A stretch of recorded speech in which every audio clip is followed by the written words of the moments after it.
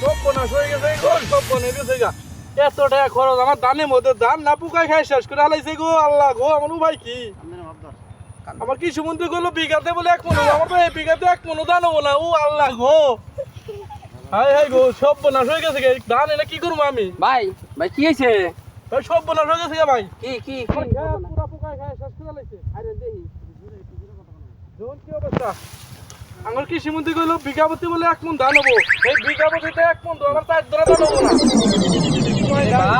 ভাই এ তো গায়েব হয়ে গেছে গা। শেষ করে হালাইছে। এই যে ভাই এই যে মুরগির মধ্যে যে গাম বড় রোগ ধরে না, মুরগির মধ্যে গাম বড় রোগ ধরে না, এই ভাইরাস ধরছে ধানের মধ্যে, বুঝছো? এটা যে কৃষি অফিসার ছাড়া জীবন নিয়ন্ত্রণ করা যাবো না, বুঝছো? কি সুবিচার দেখছে কাম হয় না? আপনার কাছে কোনো ভালো ডাক্তার আছে? ভালো ডাক্তার তো আছে, ভালো ডাক্তার আছে আমাদের, ভালো ডাক্তার খবর দেন, আমার বিঘা প্রতি 1 মণ ধান লাগবো। হ্যাঁ আঙ্গুর অফিসারের আছে, বড় অফিসার এলা খবর দেন, আমি খেতে পারি। কৃষি অফিসারের আছে, নয় আনের হাতে নিয়েই যাই।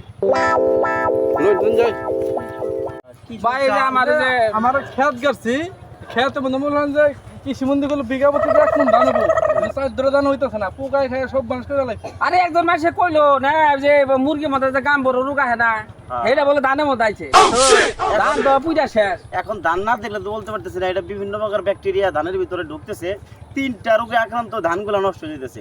এখন খেতে যাবো তখন করতে হবে। এখন দেখো নানি খেতে আইলো নাকি গাম বড় আইলো, তো 9-60 আবার বিদ্যুৎ জানেন তো, বিজেট কত ভাই? প্রতি ঘন্টায় 10 টাকা, প্রতি ঘন্টায় 10 টাকা, প্রত্যেক ঘন্টায় তো গোলা 1 টাকা করে দিব না, আপনি বাস বানাতে শুন।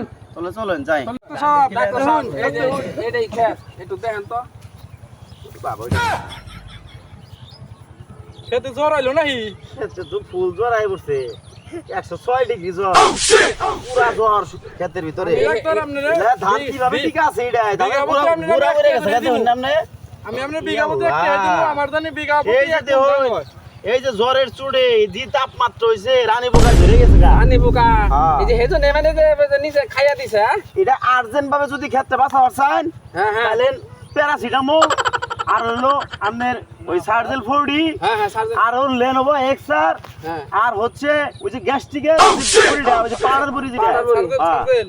না সার্জেল না, ওই যে ইন্ডিয়ান ইনো কোম্পানি আছে না, হ্যাঁ। ওই দামি যে বড়িটা, ওই বড়িটি দিয়া এটার দিয়া গুইলিয়া মনে করুন পাউডার বানায় একবার স্প্রে করে যদি দিবার চান, তাইলে মনে করুন যে এই কাঠটা বাঁচা ভাই। আচ্ছা অফিসার ভাই, আমার একটা কথা কই, ওই যে আমার বাড়িতে ওই যে কয়দিন আগে গরু ডাক্তার দিয়ে আইছি, বুঝছো? ওটা গ্যাস্ট্রোনাল পাউডার আছে, হ্যাঁ ওটা বলে গরু ওই যে গ্যাস হলে কি লাউড স্প্রে করে দিলে হবো। ওটা স্প্রে করে দেন যাবো, কিন্তু ধান তো মনে করুন যে 7 দিনের মধ্যে কেটে লাগবো, ধান তো ভেঙে যাবো গা।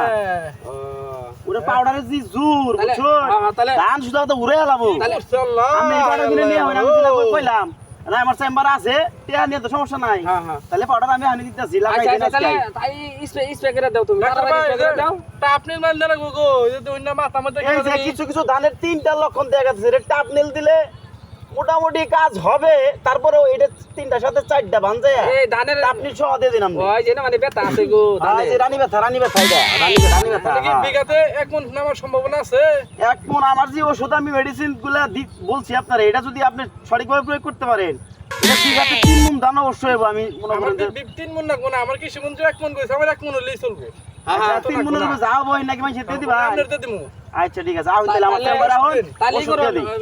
ই করো টেহা নিয়ে সাড়ে বিদায় করি, আর আমরা তাড়াতাড়ি আর আমার টেয়াটা তাড়াতাড়ি দিয়ে দেন, আহুন যাই তাড়াতাড়ি।